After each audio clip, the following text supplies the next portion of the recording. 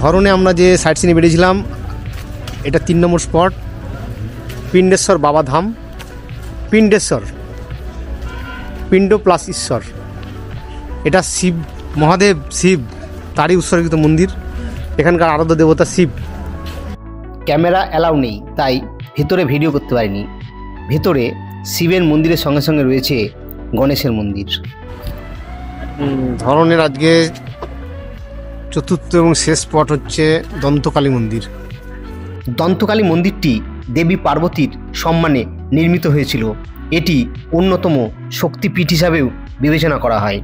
পৌরাণিক তথ্য অনুসারে দেবী পার্বতীর মৃত্যুর পর ভগবান শিব তার মৃতদেহ কাঁধে বহন করে কয়েকদিন ধরে ঘুরে বেড়ান।